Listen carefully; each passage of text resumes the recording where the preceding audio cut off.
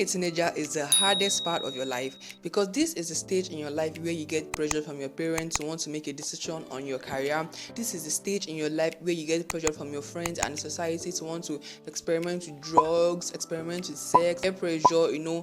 Peer pressure is like real as a teenager, and there are some teenagers who happen to be lucky in the sense that they get to meet some certain people, get some certain advices that direct them into doing the right things as a teenager. While there are some teenagers who happen to be unlucky in the concept that they do not get people who would actually lead them to the right path and tell them what to do and tell them what not to do.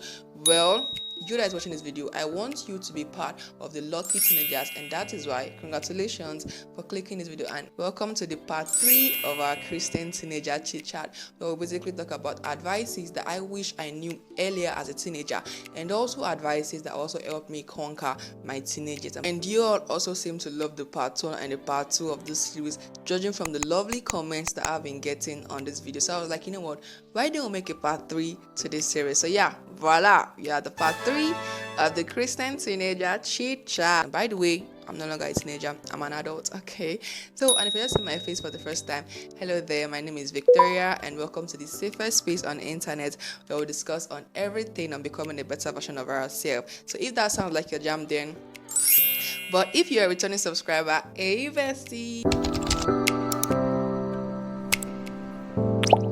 Without further ado, let's head straight into the video, and don't forget timestamps in the description box to be able to check that for easy maneuvering. Lesson 1: your background should not define you.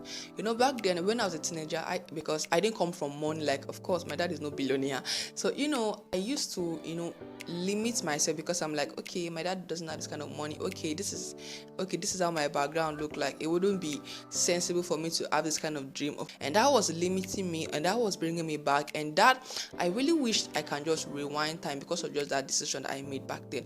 So do not let your background define you. You might be a kind of teenager who's not born with silver spoon, like your parents are not really financially stable and stuff, but that should not stop you from dreaming. That should not stop you from wanting a better life for yourself, because I'm sure that you don't want to live the kind of life that your parents are living now. Your parents might not be really financially stable. That doesn't mean that you should not dream about being financially stable. And this is basically why I love the story of Jesus Christ. Like, I feel like Jesus Christ came to earth just for him to go through some certain situations so that we would not have any excuse as his children whenever we come down to live on earth. Because Jesus Christ was born in an humble family. Like, his dad was a carpenter. So you can basically tell that he wasn't from a rich family. But did that stop him from achieving God's will? But did that stop him from doing things? But did that stop him from being great? So your background have no impact over your life. Your background has no impact over your future. You get to decide who you want to be in the future now. You get to decide the kind of life you want to have for yourself when you grow older.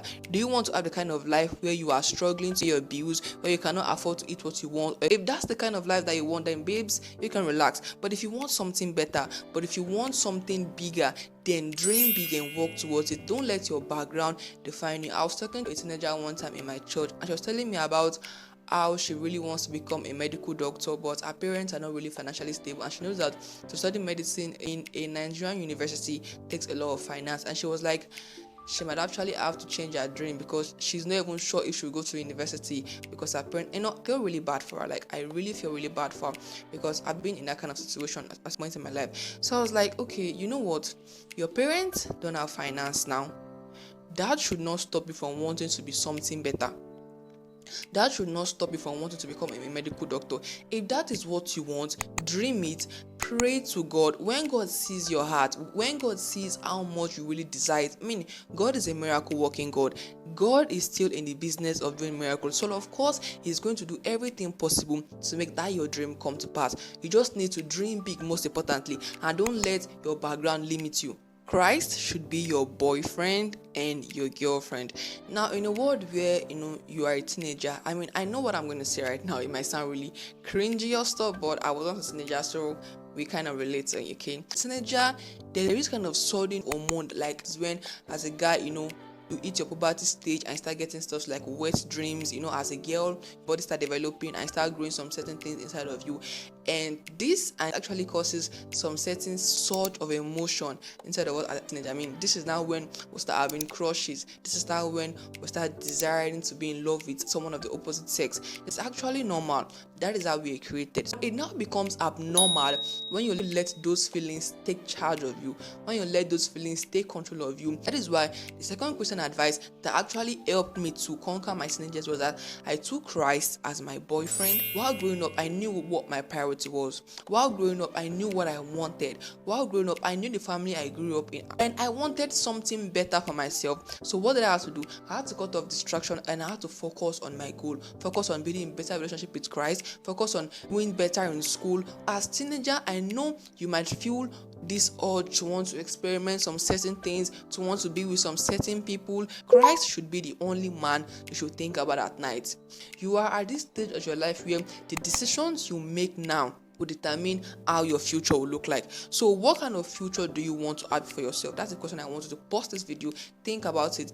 What kind of future do you want to have for yourself? Do you want to have a future where you can afford all your bills, where you can afford to eat what you want, dress how you like? Or do you want to have a future where you are struggling to eat, struggling to do things that people find easy to do?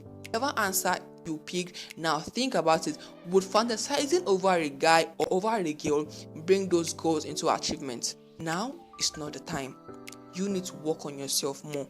Build yourself now.